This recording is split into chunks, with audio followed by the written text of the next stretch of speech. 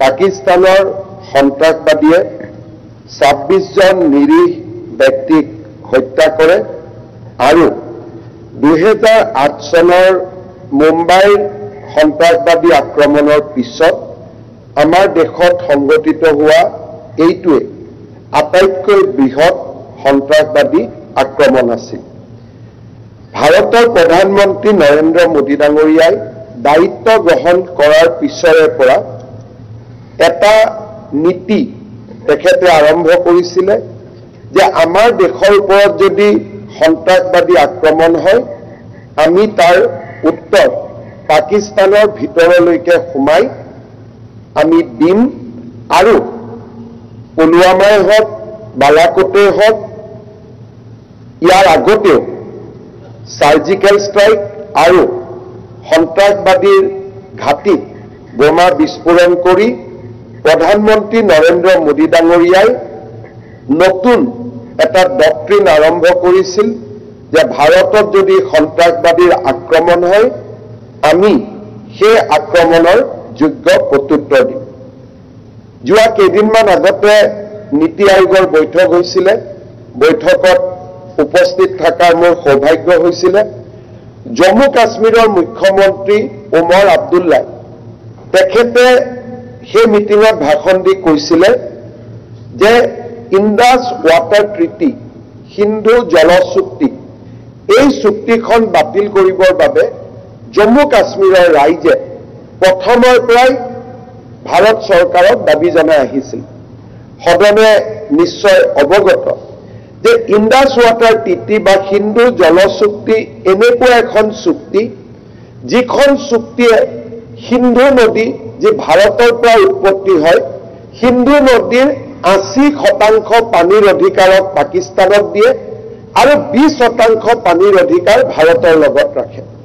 প্ৰধানমন্ত্ৰী নৰেন্দ্ৰ মোদী ডাঙৰীয়াই এই পেহেলগামৰ আক্ৰমণৰ পিছতে সিন্ধু জল চুক্তি বাতিল কৰে আৰু সেই সময়ত সিন্ধু জল চুক্তিৰ প্ৰাসংগিকতা পটভূমিৰ ওপৰত ৰাইজৰ মাজত আলোচনা লৈ আহে। আলোচনাৰ সময়ত এই কথা স্পষ্টভাৱে ভাৰতৰ সকলোবোৰ লিডিং জাৰ্নেল পৰ্টেল আৰু আৰ্টিকুলত প্ৰকাশ হৈছিল যে জৱাহৰলাল নেহৰুৱে আমেৰিকাৰ হেঁচাত ৱৰ্ল্ড বেংকৰ মধ্যস্থতাত সিন্ধু নদীৰ 80% পানী পাকিস্তানক দিছিলে আৰু 20% পানী ভাৰতবৰ্ষৰ কৃষিৰ কামত ব্যৱহাৰৰ কাৰণে ৰাখি থৈছিলে। এই বিষয়ে কংগ্ৰেছ দলৰ পৰাও কেতিয়াও ডিসপিউট কৰা হোৱা নাই আৰু ভাৰতবৰ্ষৰ ৰেকৰ্ডত ৱৰ্ল্ড বেংকৰ মধ্যস্থতাত হোৱা এখন অদ্ভুত চুক্তি তেনেকৈ থাকি গৈছিলে। পেহেলগামৰ আক্ৰমণৰ পিছত মোদী ডাঙৰীয়াই সিন্ধু জল চুক্তি বাতিল কৰে আৰু সিন্ধু নদীৰ পানীৰ ওপৰত ভাৰতৰ অধিকাৰ সাব্যস্ত কৰে।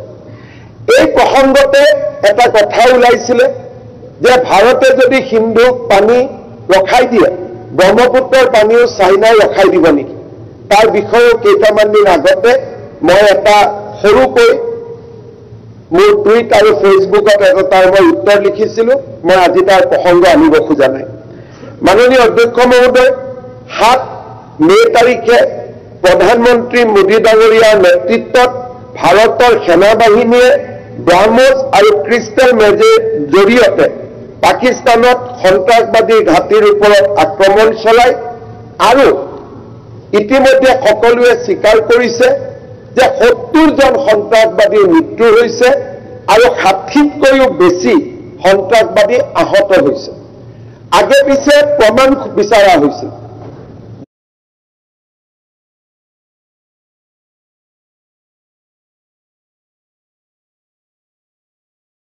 যেতিয়া পুলৱামা বালাকোট এয়াৰ ষ্ট্ৰাইক হৈছিল তেতিয়া প্ৰমাণ বিচৰা হৈছিল। বিশেষকৈ কংগ্ৰেছ দলে প্ৰমাণ বিচাৰি সংসদত ভাষণ ৰাখিছিলে যে আমাক প্ৰমাণ দিয়ক। এইবাৰ প্ৰমাণ আমি দিবলগীয়া হোৱা নাই। পাকিস্তানৰ টেলিভিশ্যনবিলাকে নিজে প্ৰমাণ দিব আৰম্ভ কৰিলে যেতিয়া জানাজাসমূহ তেওঁলোকে দেখুৱাবলৈ আৰম্ভ কৰিলে আৰু সন্ত্ৰাসবাদীৰ জানাজাত পাকিস্তান সেনাবাহিনীৰ মুখিয়াসকল উপস্থিত থাকি পাকিস্তানৰ সেনা আৰু সন্ত্ৰাসবাদীৰ মাজত যে কোনো পাৰ্থক্য নাই তাক তেওঁলোকে নিজেই পৃথিৱীৰ আগত প্ৰমাণ হিচাপে দাঙি ধৰিল। আৰু এইবাৰ কংগ্ৰেছে প্ৰমাণ নুখুজিলে, কাৰণ যেতিয়া পাকিস্তানে প্ৰমাণ দিলে তাৰ পিছত প্ৰমাণ বিচৰাৰ কথাও নাছিলে। ইয়াৰ পিছত ভাৰত চৰকাৰে স্পষ্টভাৱে প্ৰেছ কনফাৰেন্স কৰিলে আৰু ক'লে যে আমি আৰ্মিৰ ওপৰতো আক্ৰমণ কৰা নাই, আমি চিভিলিয়ানৰ ওপৰতো আমি আক্ৰমণ কৰা নাই। This is a non escalated response. তাৰমানে আমি সন্ত্ৰাসবাদীয়ে আমাৰ ইয়াত আহি মাৰিছে, আমিও সন্ত্ৰাসবাদীক মাৰিম। পাকিস্তানৰ আৰ্মিৰ লগতো আমাৰ কোনো কথা নাই, চিভিলিয়ানৰ লগতো কথা নাই। অৰ্থাৎ ভাৰত চৰকাৰে পাকিস্তানক যুদ্ধলৈ নাহিবৰ বাবে এটা সতৰ্কবাণী প্ৰেৰণ কৰে। কিন্তু ইয়াৰ পিছত পাকিস্তানৰ ফালৰ পৰা প্ৰত্যাক্ৰমণ কৰা হয়। S-400ৰ কথা আলোচনা হৈছে, কেনেকে প্ৰত্যেকটো মিছাইল আৰু ড্ৰোন আমাৰ S-400 আমাৰ আকাশ ইণ্ডিজেনাছ আকাশৰ পৰা কেনেকে নিউট্ৰেলাইজ কৰা হৈছিলে তাক আমি টেলিভিছন আৰু আন ধৰণে আমি দেখা পাইছিলোঁ। ইয়াৰ পিছত পাকিস্তানৰ আক্ৰমণৰ প্ৰত্যুত্তৰ হিচাপে আমি হাই প্ৰিচিশ্যন এয়াৰ ষ্ট্ৰাইক কৰোঁ। 9খনকৈ পাকিস্তানৰ এয়াৰ বেছ আমি চূৰ্ণ বিচূৰ্ণ কৰোঁ। পাকিস্তানে আত্মসমৰ্পণ কৰে আৰু ভাৰতবৰ্ষই প্ৰথমৰ পৰাই যুদ্ধ কৰিব বিচৰা নাছিল। ভাৰতবৰ্ষৰ যুদ্ধ আছিল সন্ত্ৰাসবাদৰ লগত। ভাৰতে ক'লে যে ঠিক আছে, আমি কিছুদিনৰ বাবে যুদ্ধ বন্ধ ৰাখিম, কিন্তু ট্ৰেড আৰু টক একেলগে নহ'ব, টেৰৰ আৰু টক একেলগে নহ'ব। প্ৰধানমন্ত্ৰী ডাঙৰীয়াই জনতাৰ সন্মুখলৈ আহি ৰাষ্ট্ৰৰ সন্দেশ দিলে, ৰাষ্ট্ৰলৈ বাৰ্তা পঠিয়ালে আৰু প্ৰধানমন্ত্ৰী ডাঙৰীয়া আৰু ভাৰতৰ বৈদেশিক পৰিক্ৰমা দপ্তৰে স্পষ্ট কৰি দিলে যে এইটো ভাৰত আৰু পাকিস্তানৰ মাজত হোৱা বুজাবুজি, ইয়াত তৃতীয় দেশৰ কোনো ভূমিকা নাই। এতিয়া প্ৰশ্ন আহিলে, গোটেই কংগ্ৰেছ দলৰ ইতিহাসত বহুবাৰ সন্ত্ৰাসবাদীয়ে আমাক আক্ৰমণ কৰিছে, কিন্তু পাকিস্তানৰ মাটিত গৈ সন্ত্ৰাসবাদীক প্ৰত্যাক্ৰমণ কৰাৰ উদাহৰণ আমাৰ ৰাষ্ট্ৰৰ ইতিহাসত নাই। 26/11ৰ পিছতো অপাৰেশ্যন পৰাক্ৰম আৰম্ভ কৰিও পাকিস্তানত আক্ৰমণ কৰাৰ সাহস কংগ্ৰেছ দলে গোটাব নোৱাৰিলে। আজি আমি দুখ পাওঁ যেতিয়া কংগ্ৰেছ দলৰ নেতাই কয় নৰেন্দ্ৰ চাৰেণ্ডাৰ। নৰেন্দ্ৰ মোদীয়ে যুদ্ধ কৰিব যোৱা নাই, যুদ্ধ ভাৰতৰ সেনাই কৰিছে, ভাৰতৰ স্বাভিমানৰ কাৰণে যুদ্ধ কৰিছে। 26গৰাকী বিধৱা মানুহৰ কপালৰ পৰা শিৰৰ সেন্দুৰ মচি দিয়াৰ প্ৰতিশোধ ল'বলৈ ভাৰতৰ সেনাবাহিনীয়ে পাকিস্তানত আক্ৰমণ কৰিছে। কোনোবাই সোধে নেকি যে আপোনাৰ কিমান ক্ষতি হ'ল? আমিতো ক্ষতি যদি হৈছে লুকাই ৰখাটো হৈছে ভাৰতৰ দায়িত্ব, কিন্তু আমাৰ নেতাই কৈছে নহয়, ক্ষতিটো প্ৰথম হোৱাৰ কথাই নাই। যদি মই ধৰি লৈছো ক্ষতি হৈছে, তাক আমি কম নেকি যাতে পাকিস্তানৰ টিভিত ওলাই থাকিব পাৰে? পাকিস্তানে আজিলৈকে স্বীকাৰ কৰিছে নেকি পাকিস্তানৰ কেইখন এয়াৰপ্লেন ভাৰতে শ্বটডাউন কৰিলে? পাকিস্তানে আজিলৈকে তেওঁলোকৰ ফুটেজ দেখুৱাইছে নেকি? অৰ্থাৎ ৰাহুল গান্ধীক লাগে যে কেইখন যুদ্ধ জাহাজ পাকিস্তানে ক্ষতি কৰিল, তেওঁক এইটো নালাগে যে ভাৰতে পাকিস্তানক কি ক্ষতি কৰিল। তেওঁক এইটো উত্তৰ আজিলৈকে কোনোবাই যদি সুধিছে, মোক ক্ষমা কৰিব যদি মই ভুল কৈছো, অন ৰেকৰ্ড ৰাহুল গান্ধীয়ে আজিলৈকে সোধা নাই মোদী আপুনি পাকিস্তানত কি কি কৰিলে আমাক হিচাপ দিয়ক।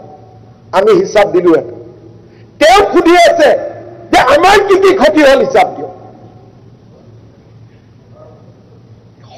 ইমান ডাঙৰ দেশৰ বিৰুদ্ধে কথা ক'ব পৰা নেতা খুব সম্ভৱ ভাৰতীয় ৰাজনীতিত আজিলৈকে জন্ম হোৱা নাই।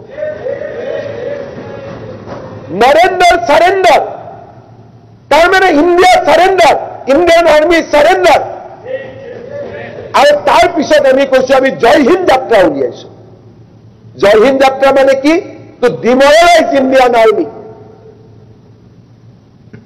আজি ৰাফেল কিনিব দিব খোজা নাছিল, S-400 লৈ বিতৰ্ক হৈছিল।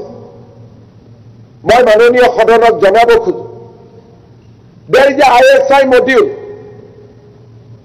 আমাৰ সংসদসকলক যাক যেনেকে পাৰে, সকলোতো বিকাও নহয়, যিসকল বিকাও তেওঁলোকক পাৰ্লিয়ামেণ্টাৰী ডেমক্ৰেচিৰ জৰিয়তে কেনেকে ভাৰতক দুৰ্বল কৰিব পাৰে তাৰ কাৰণে ISI ট্ৰেইনিং দিয়ে।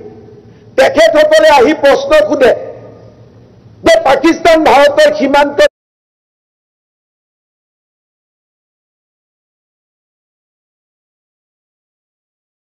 ক'ত নিউক্লিয়াৰ বম আছে। তেওঁলোকে প্ৰশ্ন সোধে যে কাছাব অহা যিটো ৰাস্তা, সেই ৰাস্তাটোত কোষ্ট গাৰ্ডে ক'ত ক'ত নতুন সীমান্ত চকী পাতিছে, আৰু তেওঁলোকক প্ৰশ্ন সুধিব কোৱা হয় যে আমাৰ নিউক্লিয়াৰ ৱাৰহেডছ কিমান আছে। আজি আপোনালোকে চাব, post operation Sindhu, Congress is more popular in Pakistan than India.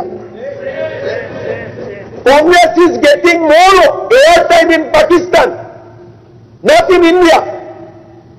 Every day, Pakistani television is broadcasting the statement of our honorable leader of opposition, Rahul Gandhi. While Indian media is trying to defend India, or when our DGMOs are every day giving evidence of airstrike in Pakistan, Rahul Gandhi is asking, how many loss do you have suffered? Is it the question? You should have asked, Prime Minister, please tell us, how many airbase you have strike in Pakistan? How many terrorists you have killed in Pakistan? How many damage you have caused to Pakistan? But unfortunately, our great leader Rahul Gandhi is asking, how many losses you have suffered during the Operation Sindhu. This is our leadership. Amar dolor neta, amar dolor karone, Bharatok স্বাধীনতা আমাৰ দলটোৰ কাৰণে অমুক পাকিস্তান গৈছে, কি হ'ল পাকিস্তানীটো গৈছে, অমুকে নাগৰিকত্ব লৈছে, আৰু কি হ'ল নাগৰিকত্বটো লৈছে, একোৱে হোৱা নাই। জননী জন্মভূমি স্বৰ্গাদপি গঢ়ি আছে, কোনো মিনিং নাই। মাননীয় অধ্যক্ষ মহোদয়, লিডাৰ অফ অপজিশ্যন ডাঙৰীয়াই সাভাৰকাৰ ডাঙৰীয়াৰ কথা কৈছে, we should not quote history which is not true and which is not backed by fact. যদি আপোনালোকে সাভাৰকাৰ ডাঙৰীয়াৰ ডিভিজন অফ ইণ্ডিয়াৰ ওপৰত যদি শুনিব খোজে, মই বহুত কথা নকওঁ। সাভাৰকাৰ ডাঙৰীয়াৰ 1940 তেখেতে দিয়া মই ষ্টেটমেণ্ট এটা কোট কৰিম, বাকী মই আগলৈকে ক'ব খোজা নাই, কাৰণ মই এই ডিবেটটো বীৰ সাভাৰকাৰৰ ওপৰলৈকে লৈ যাব খোজা নাই। কেতিয়াবা আপোনালোকে যদি আইডিঅলজিকেল ডিবেট কৰে তেতিয়াহ'লে মই ৰেডি আছো। 1940 সাভাৰকাৰে কৈছিল, India cannot be divided, a nation is one, indivisible and eternal. To divide India is to divide a living nation. It is not a piece of land to be sliced up. Savarkar Dangoriya কৈছিল, India must be one nation. Savarkar Dangoriya কৈছিল that Pakistan is an illegitimate state carved out of India. These are the materials on records. আজি আমি ইয়াতে বীৰ সাভাৰকাৰৰ ওপৰত আলোচনা কৰিব খোজা নাই। কেতিয়াবা যদি বিৰোধী দলপতি ডাঙৰীয়াই বিচাৰে আইডিঅলজিকেল ডিছকাশ্যন কৰাৰ কাৰণে, we are ready, will come prepare. কিন্তু এটা কথা মই বুজি নাপাওঁ, স্বাধীনতা সংগ্ৰাম কৰিছিল কংগ্ৰেছে, ব্ৰিটিছৰ লগত চুক্তি হৈছিল কংগ্ৰেছৰ, সাভাৰকাৰ ডাঙৰীয়াই দেশখন কেনেকৈ বিভাজন কৰিব পাৰে? যদি নেহেৰু আৰু মহাত্মা গান্ধীয়ে দেশখন বিভাজন কৰিব নোখোজে, বাকীয়ে কেনেকৈ বিভাজন কৰিব পাৰিব? আজিৰ দিনত অসমৰ মুখ্যমন্ত্ৰীয়ে যদি কাম এটা কৰিব নোখোজে, বিধানসভাই যদি কাম এটা কৰিব নোৱাৰে, কোনোবা ক্লাব আৰু সংগ্ৰহালয় কামটো কৰিব পাৰিব নেকি? Who was the leaders of that point of time? The leadership of India was with PM Jawaharlal Nehru. আৰু এটা মই দুখৰ কথা ক'ব খোজো, যেতিয়া ইণ্ডিয়া ডিভাইড হৈছিলে সেই সময়ত চিটাগং ৰেড ক্লিফে চিটাগং উত্তৰ পূবত দিছিলে, অসমত দিছিলে। আৰু যদি চিটাগং অসমৰ লগত থাকিলেহেঁতেন, চিটাগং পোৰ্টলৈকে আমাৰ পোনে পোনে ৰাস্তা হ'লহেঁতেন, আমি চিকেন নেকৰ ওপৰত ডিপেণ্ডেণ্ট নাথাকিলোহেঁতেন। প্ৰধানমন্ত্ৰী নেহেৰুৱে, দিছ is A part of history, স্বাধীনতাৰ আগদিনাখন তেখেতে পাঞ্জাৱত এটা পৰ্চনক ভাৰতত ৰাখি চিটাগং পোৰ্টখন তেওঁ পাকিস্তানলৈকে without recommendation of Radcliffe তেওঁ গতাই দিছিল। These are part of history. এইবিলাক কথা বুৰঞ্জীত লিখা আছে। ৭২ চনত প্ৰধানমন্ত্ৰী ইন্দিৰা গান্ধীয়ে যুদ্ধ জিকিছিল, কোনেও অস্বীকাৰ নকৰে। ভাৰতৰ সেনাই যুদ্ধ জিকিছিল, প্ৰধানমন্ত্ৰী ইন্দিৰা গান্ধী আছিল, কৃতিত্বৰ তেখেত অধিকাৰী। কিন্তু যুদ্ধ জিকাৰ পিছত ভাৰতে যিমান পাকিস্তানৰ সেনা বাহিনীক গ্ৰেপ্তাৰ কৰিছিল, গোটেইবিলাকক পাকিস্তানক উভতাই দিয়া হৈছিল। 93,000 POW was handed over to Pakistan, but 9 Indian POW আজিও এইখন ভাৰতলৈ ঘূৰি আহিব পাৰে। আজিও we gave 93,000 POW back to Pakistan, but we could not secure 9 POW from Pakistan till today. ইয়াৰ ওপৰত চিনেমা হৈছে, ইয়াৰ ওপৰত কিতাপ লিখা হৈছে, আপোনালোকে তাক কেতিয়াবা পঢ়িব, আৰু যেতিয়া ইয়াতে ডিছকাশ্যন হ'ব তাত আমি এই কথাবোৰ ক'ম। আজি কোনখন যুদ্ধত জিকিলে? বাংলাদেশ আমি নিৰ্মাণ কৰিলো, আৰু হেপী টুডে বাংলাদেশ নিৰ্মাণ আজি যদি 2025 চনত যদি আমি সুধো যে বাংলাদেশ নিৰ্মাণ was it a justified decision, কমসে কম ইন্দিৰা গান্ধীয়ে ক'ব পাৰিলেহেঁতেন যে ভাই যিখিনি বাংলাদেশ আমি বনাই দিম, কিন্তু যিখিনি মাইগ্ৰেণ্ট আহিলে সেইখিনি অন্তত উভতাই লৈ যোৱা। আজি ৰাতিপুৱা এই ডিছকাশ্যন আমি কৰিব নালাগিলে। আৰু যদি বাংলাদেশ বনোৱাৰ সময়ত ইন্দিৰা গান্ধীয়ে ক'লেহেঁতেন যে মোৰ উত্তৰ পূবখন ভাৰতৰ লগত চিকেন নেকেদি লাগি আছে, অন্তত 100 বিঘা মাটি মোক নতুনকৈ দিয়া, মই যাতে চিকেন নেকৰ পৰা উত্তৰ পূবখনক মুকলি কৰি দিব পাৰোঁ। ইন্দিৰা গান্ধীয়ে নেগোচিয়েশ্যন তেওঁৰ যুদ্ধ জয়ৰ কৃতিত্বৰ কাৰণে কৰিলে, কিন্তু সেই নেগোচিয়েশ্যন ভাৰত আৰু অসমৰ কাৰণে নাছিলে। যদি চিকেন নেক নোহোৱা হৈ গ'লহেঁতেন, মাত্ৰ কেই কিলোমিটাৰ মাটি যদি বাংলাদেশৰ পৰা আমি আনিলোহেঁতেন, লাগিলে তাৰ বিপৰীতে অসমৰ বা উত্তৰ পূৰ্বৰ আন এক অঞ্চল বাংলাদেশক যদি গতাই দিলেহেঁতেন, এক্সচেঞ্জো যদি হ'লহেঁতেন যে 100 কিলোমিটাৰ ইয়াত লওক, 100 কিলোমিটাৰ উভতাই লওক, আজি আমি ঘূৰি ঘূৰি বেংগল আৰু ভাৰতলৈকে যাব নালাগিলেহেঁতেন।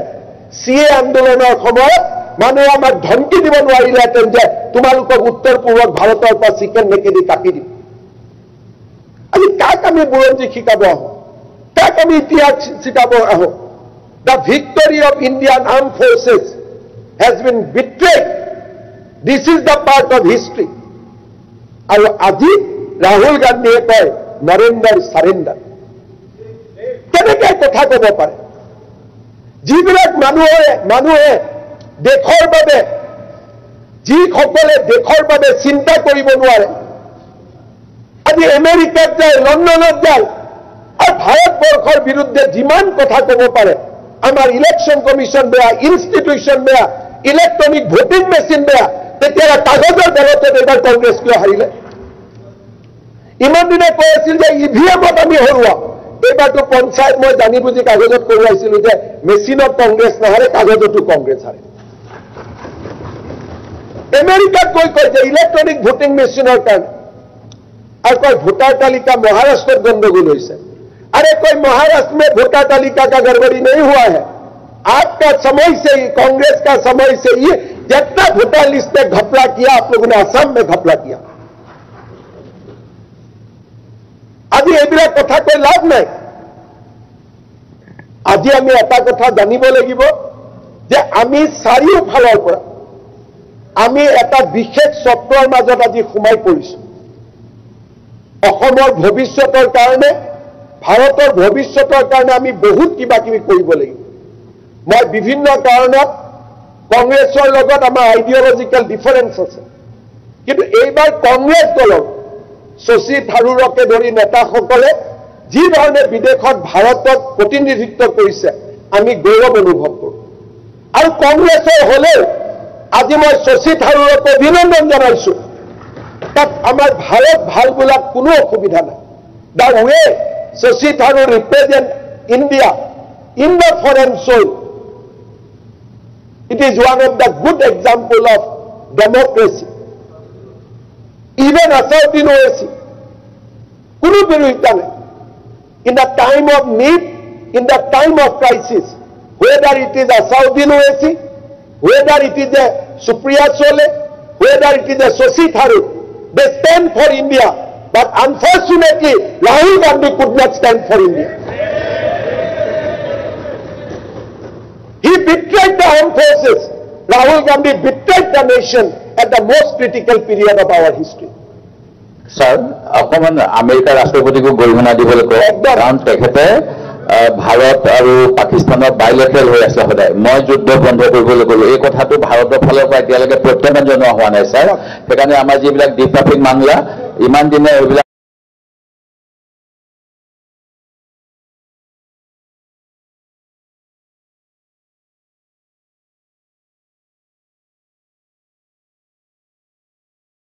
আমাৰ নিজৰ ভিতৰত আছিল এতিয়া পাকিস্তানৰ ট্ৰাম্পক এটা গৰিহণা দিয়াৰ লগতে সংযুক্ত কৰক আৰু 1000 বছৰ পুৰণা ইয়াতে এতিয়া আমাৰ কংগ্ৰেছে ৰখুৱাই আছে তই আমেৰিকাৰ লগতো কাজিয়া লাগে যাতে মই যেটো কৈছো স্যাৰ এটো আপুনি মাননীয় মুখ্যমন্ত্ৰী মহোদয় আপুনি জানে ৰাহুল গান্ধীয়ে কোৱা নাই সিজফায়াৰ কৰিবলৈ মই কলো বুলি আমেৰিকাৰ ৰাষ্ট্ৰপতিয়ে কলে বুলি ওলাইছে আৰু সেই কাৰণে কথাটো ৰাহুল গান্ধীয়ে মেনশন কৰিছে তেওঁ নিজৰ কথা নহয় নৰেন্দ্ৰ সাৰেন্দ্ৰ ইণ্ডিয়াৰ কেইখন ফ্লাইট লছ হৈছে এই কথাই ৰাহুল গান্ধীয়ে সুধি আছে ট্ৰাম্পে সোধা নাই যিনহক আলোচনা কৰাটো ভাল স্যাৰ কাৰণ আমাৰ ছিংগাপুৰত যেটো কৰি আহিছে এটা কৈছে আমাৰ কি হ'ল আমি জানিব লাগে যাতে ভৱিষ্যতে ভাল হ'ব পাৰে মাননীয় অধ্যক্ষ মহোদয় যুদ্ধ চলি থাকোতে যুদ্ধৰ পিছত বেলেগ কথাই war is still going on যুদ্ধ চলি থাকোতে এই প্ৰশ্ন সোধা দেশপ্ৰেমিকৰ কৰ্তব্য নে দেশপ্ৰেমিক নোহোৱাৰ কৰ্তব্য আৰু মইতো আপোনালোকৰ পৰা একো আশাও নকৰোঁ because you are the people who surrendered Indian passport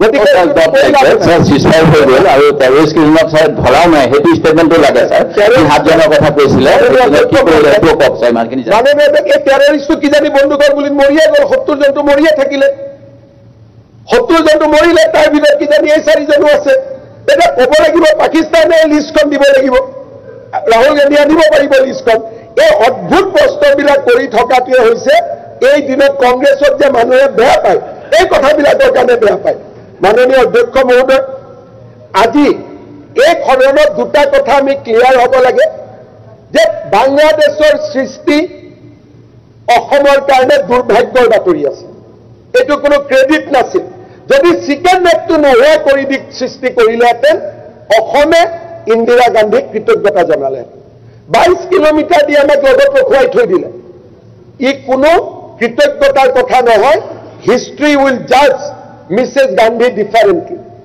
যে মই বাংলাদেশ বনালো সেই কৃতিত্বখিনি ল'বৰ কাৰণে 9 জন POWকো ঘূৰাই নানিলে 93,000 POW ৰিটাৰ্ণ কৰি দিলে these are part of the history Indus water treaty কেনেকৈ হৈছিল these are the part of the history মই আৰু এখন বহুত ডাঙৰ লিষ্ট আছে কিন্তু যেহেতু এইটো ইয়াত এইবিলাক পাৰ্লিমেণ্টত আলোচনা হোৱা কথা এইখন ফৰাম নহয় গতিকে মই বহুত কথা ক'ব নোখোজো মই খালি কেইটামান উদাহৰণ দিছো 1947-48 বিট্ৰেয়েল অফ POK আৰু পণ্ডিত নেহেৰুৱে ইউনাইটেড নেশ্যনত কাশ্মীৰ সমস্যাটো লৈ গৈছিল 1962 চাইনা ৱাক অভাৰ ইনটু অক্সাই চিন 38,000 square kilometre my heart goes to the people of Assam 1962 betrayal for the people of Assam 1972 you handed over 93,000 POW you could not secure the release of 9 POW you have betrayed Northeast by creating chicken neck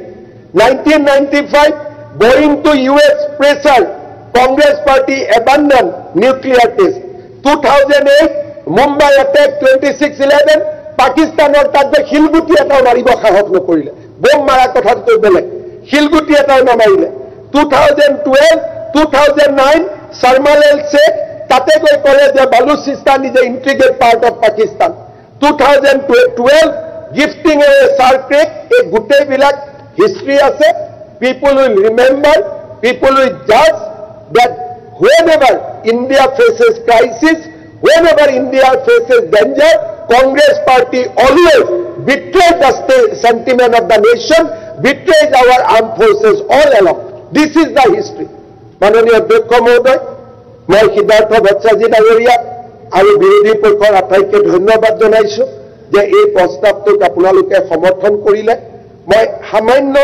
আমি কি কৰিছিলো এটা সামান্য উদাহৰণেৰে মই ইয়াক সামৰণি মাৰিব খুজিছো পেহেলগামৰ ঘটনাই আমাক সকলোকে বেদনাক্ষিপ্ত কৰিছিলে আৰু সকলোকে আমাক নতুনকৈ সকলো কথা ভাবিবলৈ বাধ্য কৰিছিলে অসম চৰকাৰৰ কেবিনেটত আমি সিদ্ধান্ত লৈছিলো যে এই 26 গৰাকী পৰিয়ালৰ ওচৰলৈ এজন হলেও মন্ত্ৰী যাব বাকি কোনোবা ৰাজ্য কৰিছে নাই কৰা মই নাজানো আমি অসম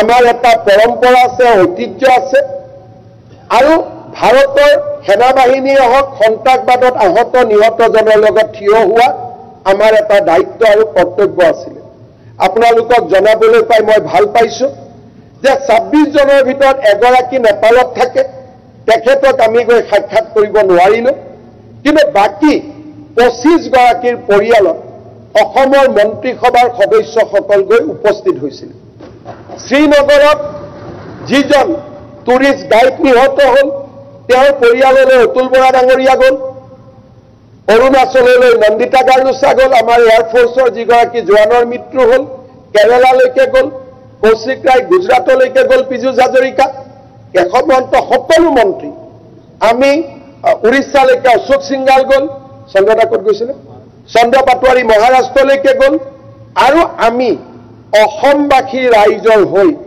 পেহেলগামত নিহত হোৱা 25 গৰাকী ব্যক্তিৰ পৰিয়ালত গৈ উপস্থিত হৈছিল আৰু আমি সহকী দেশ নহয় ৰাজ্য নহয় তথাপিতো অসমবাসীৰ এক বিনম্ৰতাৰ পৰিচয় হিচাপে আমি সকলো পৰিয়ালতে অকণমান মাত্ৰ 5 লাখ টকা আমি তেওঁলোকৰ হাতত চেক একোখন দি থৈ আহিবলৈ সক্ষম হৈছিল বহুত আমি কৰিব পৰা নাই কাৰণ আমি যথেষ্ট এনেকুৱাও নহয় যে আমি এখন ধনী ৰাজ্য তথাপিতো সীমিত ক্ষমতাৰ মাজত অসম যে এখন ঐতিহ্যমণ্ডিত ৰাজ্য আমাৰ বিশেষ পৰম্পৰা আছে আৰু আমি ভাৰতবৰ্ষৰ ৰাইজৰ লগত দুখ আৰু সুখৰ লগত আছো তাক এক প্ৰতীকী ৰূপত আমি পেহেলগামত নিহত 25 গৰাকীৰ পৰিয়ালৰ ওচৰলৈ গৈ 5 লাখ টকাকৈ দিয়াৰ উপৰিও আমি মন্ত্ৰী একোজনে গৈ পৰিয়ালকেইটাক সাক্ষাৎ কৰিছিলে মই বিশ্বাস কৰোঁ যে ইয়ে আমাৰ অসমৰ প্ৰতি এটা বহুত বেছি ইতিবাচক মনোভাৱ নিশ্চয় সি এটা সময়ত মানুহে তাক ক'ব যে হয় অসম চৰকাৰে এনেকুৱা এটা প্ৰচেষ্টা হাতত লৈছিলে মই পুনৰবাৰ এই কথাকেইষাৰ ক'বলৈ পাই মই সঁচাকৈ আনন্দিত হৈছো আৰু কেতিয়াবা হাউচত যদি আজি মই আকৌ এবাৰ কৈছো যে regarding history of partition 72 war কেতিয়াবা যদি হাউচে ডিছকাছ কৰিব খোজে ফ্ৰম ইট হিষ্টৰিকেল পাৰ্সপেক্টিভ আমাৰ কোনো আপত্তি নাই আমি সাজু হৈ থাকিম আজি পৰিৱেশ এদিনীয়া অধিৱেশন সেইটো নহয় কিন্তু পৰৱৰ্তী দিনত ডেফিনেটলি আমাৰ কাৰণে এই কথাবোৰ পাতাত কোনো অসুবিধা নাই আমি পাতিবৰ কাৰণে সাজু আছো খালি এটাই কথা কম 1947 দেশ বিভাজনৰ সময়ত Hindu organisation war very small কাৰণ গোটেই হিন্দু সেন্টিমেন্টে কংগ্ৰেছৰ লগত মিহলি হৈ আছিল সেই সময়ত আৰু যিসকলে হিন্দু সমাজৰ আটাইতকৈ ডাঙৰ নেতা আছিল সেই সময়ত তেওঁলোক কংগ্ৰেছত আছিলে কোনো হিন্দু মহাসভা বা আন অনুষ্ঠানত নাছিলে সো দেশ বিভাজনৰ যদি পজিটিভিটি আছে it is with the Congress দেশ বিভাজনৰ যদি নেগেটিভিটি আছে it is with the Congress blame shift কৰি আমি আমাৰ ঐতিহাসিক দায়িত্বৰ পৰা মুক্ত হ'ব নোৱাৰো India was partition against the advice of Mahatma Gandhi তাতকৈ এটা শব্দ বেছি ক'ব নালাগে Mahatma Gandhi has advise that India should not be partition কিন্তু মহাত্মা গান্ধীৰ উপদেশৰ বিপৰীতে গৈ দেশ বিভাজন কৰা হৈছিল আৰু আজি তাৰ সমস্যা এই অসমৰ বিদেশী নাগৰিকৰ ৰূপতে হওক কাশ্মীৰত সন্ত্ৰাসবাদীৰ ৰূপতে হওক ভাৰতত চলোৱা সন্ত্ৰাসবাদৰ আক্ৰমণৰ ৰূপতে হওক প্ৰতিদিনে আমি অনুভৱ কৰোঁ যে দেশ বিভাজনৰ সিদ্ধান্ত আমাৰ বাবে আশীৰ্বাদ নে অভিশাপ এই কথাবিলাক নিশ্চয় সময়ে আলোচনা কৰিব সময়ে তাৰ উত্তৰ দিব আৰু অসমত পৰা প্ৰভাৱসমূহৰ বিষয়েও নিশ্চয় ইতিহাসে আলোচনা কৰিব পুনৰবাৰ সিদ্ধাৰ্থ ভট্টাচাৰ্যক ধন্যবাদ জনাই সকলোকে এই প্ৰস্তাৱ গ্ৰহণ কৰাৰ বাবে মই মোৰ ধন্যবাদ জনাই মই মোৰ বক্তব্য সামৰণি মাৰিছোঁ মাননীয় ধন্যবাদ এষাৰ কথা আছে স্যাৰ খালি স্যাৰ এই যিখিনি কথা কৈছে স্যাৰ যে মানে অসমক এৰি দিছিলে এই কথাটো স্যাৰ সত্য নহয় গুৱাহাটী বা ৰেডিঅ' ষ্টেচনৰ যিখিনি গোটেই কথাখিনিক লৈ পেলাই এটা আলোচনা দিলে ভাল হ'ব তাত প্ৰকৃত কথাখিনি ওলাব দ্বিতীয়তে স্যাৰ যিটো US 7 ফ্লিটক ৰঙা চকু ইন্দিৰা গান্ধীয়ে দেখাইছিলে স্যাৰ এই যুদ্ধৰ সময়ত সেই গতিকে তেওঁলোকে ভাবুকি দিছিল কিন্তু এতিয়া নিচিনাকে এনেকৈ মানি লোৱা নাছিল সেই PL-480 স্যাৰ ভাৰতৰ ফুড ক্ৰাইচিছৰ কথা হৈছিল সেইখিনি সময়তো স্যাৰ ভাৰতে গ্ৰীণ ৰেভলিউশ্যন কৰিছিল ইন্দিৰা গান্ধীৰ নেতৃত্বত যিটোৰ কাৰণে ভাৰতবৰ্ষৰ ভাল হৈছিল স্যাৰ আৰু ISI স্যাৰ আক্ৰমণ কৰাৰ পিছত আমাৰ এয়াৰফোৰ্চ বেছ ISI কিন্তু ভাৰতত ইনভেষ্টিগেশ্যন কৰিবলৈ বিজেপি চৰকাৰে আগবঢ়াই আনিছিল স্যাৰ ঠিক তেনেকৈ যেতিয়া আমাৰ যাত্ৰা বাছ যাত্ৰাখন কৰিছিল কাৰ্গিল যুদ্ধৰ পিছতে স্যাৰ এইবিলাক কিন্তু স্যাৰ সেইবিলাক কথাও উল্লেখ হ'ব লাগে একপক্ষীয়ভাৱে কংগ্ৰেছক সকলোখিনিৰ কাৰণে বদনাম দিয়াটো উচিত নহয় স্যাৰ আৰু ডিব্ৰুগড় টাউন প্ৰটেকশ্যন স্কিমৰ কাৰণে প্ৰথমবাৰৰ বাবে এটা বৃহৎ প্লেনিং কমিশ্যনৰ পৰা পুঁজি জৱাহৰলাল নেহৰুৱে দিছিল স্যাৰ যাৰ কাৰণে টাউনখন এতিয়াও বাচি আছে গতিকে স্যাৰ কংগ্ৰেছে অসমক অকল বেয়া কৰি থাকে এনেকুৱা ধৰণৰ ধাৰণা আজি সদনৰ পৰা এনেকৈ দিব বিচৰাটো স্যাৰ প্ৰতিবাদ কৰিছোঁ মোৰ হাতত মই দেৱব্ৰত শইকীয়া ডাঙৰীয়াক পাৰ্চনেলি দিম সেই সময়ত তেতিয়া অসমত কংগ্ৰেছৰ চৰকাৰ আছিল 1972 সেই সময়ত অসমত SBৰ এটা হিষ্ট্ৰী আছে আৰু তাৰ প্ৰতিলিপি দিম মই খালি সৰু এটা উদাহৰণ দিছোঁ from the SB documents Indira গান্ধীয়ে অসমত আহিব খুজিছিল সেই সময়ত নেহৰুৱে ক'লে যে তুমি তাতে যাব নোৱাৰা তোমাক চাইনাই ধৰি লৈ যাব This is the discussion আমাৰ SB ৰেকৰ্ডত আছে তেতিয়া ইন্দিৰা গান্ধী কংগ্ৰেছৰ নেত্ৰী আছিল তেওঁ মন্ত্ৰী নাছিলে বাপেকে জীয়েকক ক'লে যে তোমাক যাব আমি এলাউ কৰিব নোৱাৰো কাৰণ তোমাক চাইনাই ধৰি লৈ যাব নেহৰুৰ ধাৰণা আছিল যে তেজপুৰত চাইনা বহি আছে আৰু যিটো ৰেডিঅ' ব্ৰডকাষ্ট তাৰ ট্ৰেন্সক্ৰিপ্ট কপি আছে আৰু সেই সময়ত কি ধৰণে তিনিজন কংগ্ৰেছৰ মন্ত্ৰী সেই সময়ত তাত ডাঙৰ মানুহ আছে মই নামবোৰ নকওঁ কেনেকে তাৰ পৰা চাইনা আহিব বুলি তেজপুৰৰ পৰা ৰাতি ৰাতি চাৰ্কিট হাউচৰ পৰা পলাই আহিছিলে তাৰো SBত ৰেকৰ্ড আছে গতিকে মই SBৰ ADGP ইন্দিৰা গান্ধী আহিছিল